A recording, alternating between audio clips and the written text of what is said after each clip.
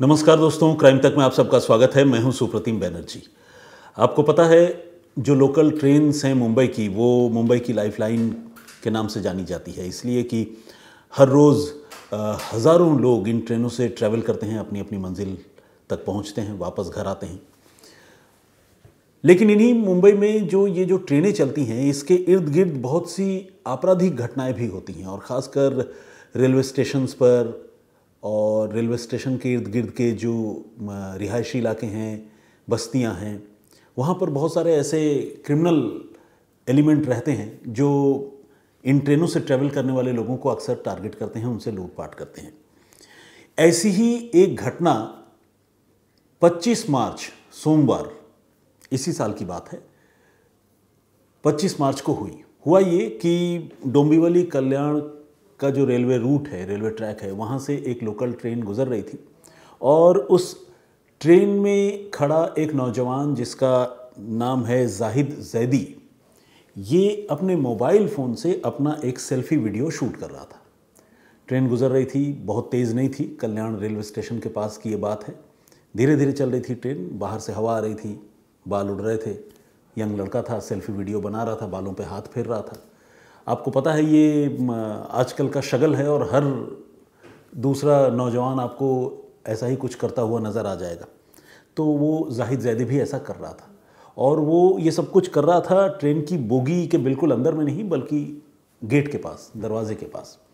और ऐसे लोग सबसे ज़्यादा प्रोन टू स्नैचिंग होते हैं, प्रोन टू लूट होते हैं।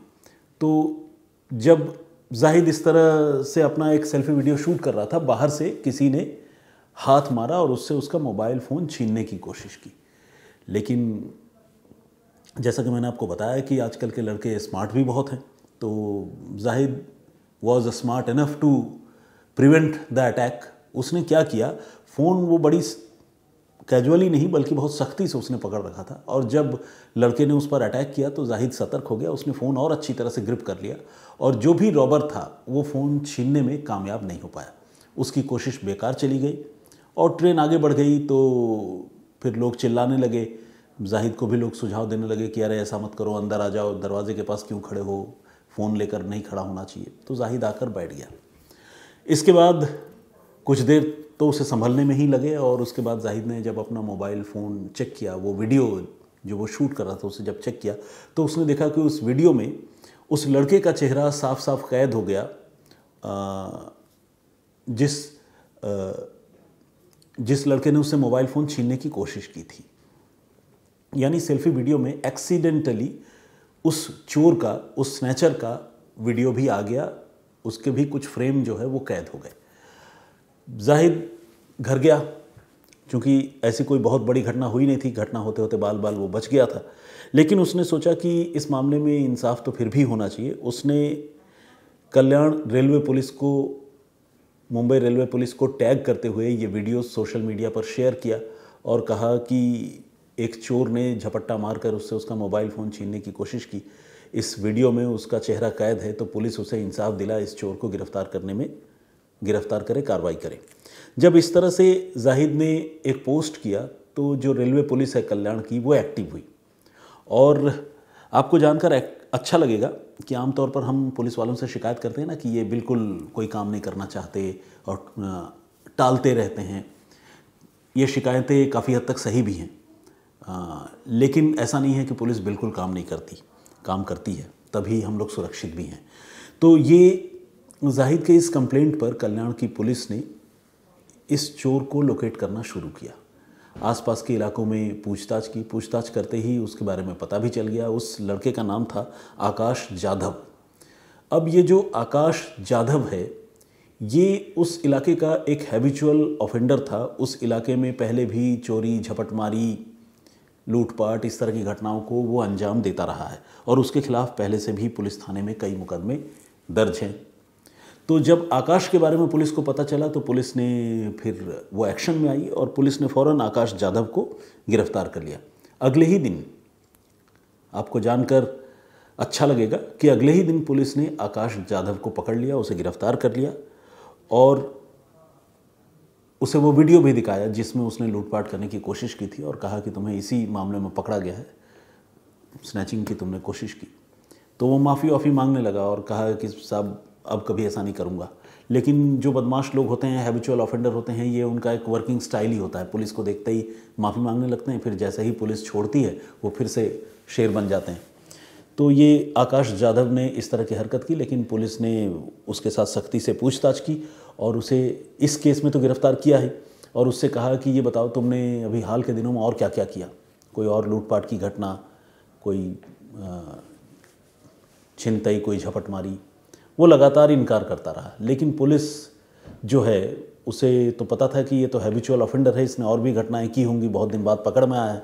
तो पुलिस ने फिर उसकी तलाशी लेने की शुरुआत की। अब जब पुलिस ने उसकी तलाशी ली तो पुलिस को उसके जेब से एक और फ़ोन मिला। ये भी एक स्मार्टफोन था। एक फ़ोन तो उसने लूटने की कोशिश की, नाकाम रह गया, लेकिन एक फ़ोन उसकी जेब से बरामद हुआ। जिस फ़ोन का मालिक वो खुद नहीं था, आकाश नहीं था। अब जाहिर है एक ऐसा स्नैचर जो फ़ोन ही लूटता हो, उसके पास से किसी का फ़ोन मिले तो चोरी का ही होगा। पुलिस ने पूछा ये किसका फ़ोन है? उसने कहा कि हुजूर मुझे तो नहीं पता, लेकिन मैंने इसी रूट पे लूटा था। पूछा कब लूटा था? बोला बस कल ही रात को लूटा था मैंने।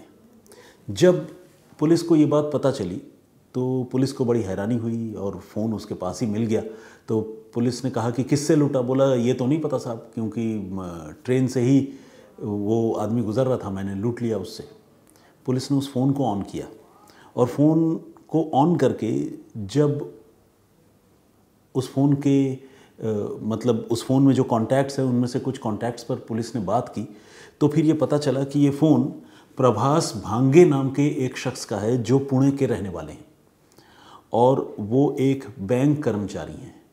पुलिस को जब इतनी जानकारी मिली तो पुलिस ने फिर उस आदमी का अपीयरेंस, हुलिया वगैरह सब कुछ पता लगाया, उसकी तस्वीर मंगवाई और पुलिस ये देखकर हैरान हो गई कि ये जो प्रभास भांगे है इसकी 1 या 2 रोज़ पहले उसी कल्याण रेलवे ट्रैक के पास डेड बॉडी मिली थी, लाश मिली थी।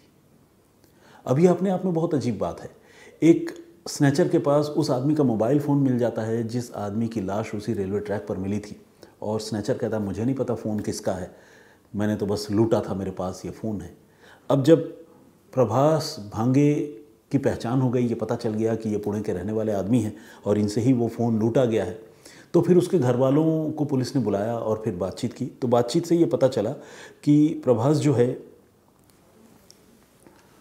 होली के मौके पर इधर मुंबई की तरफ आए थे और यहाँ से वो वापस लौट रहे थे और वापस लौटने के दौरान प्रभास पर किसी ने हमला किया था और इसी वजह से वो नीचे गिरे थे। हालांकि ये सारी बातें जाहिर है घर वालों को तो नहीं पता थी। जब पुलिस को प्रभास के बारे में पता चला और इस आकाश जाधव के बारे में पता चला तो पुलिस ने फिर उस मौत के पूरे सीक्वेंस को समझने की कोशिश की।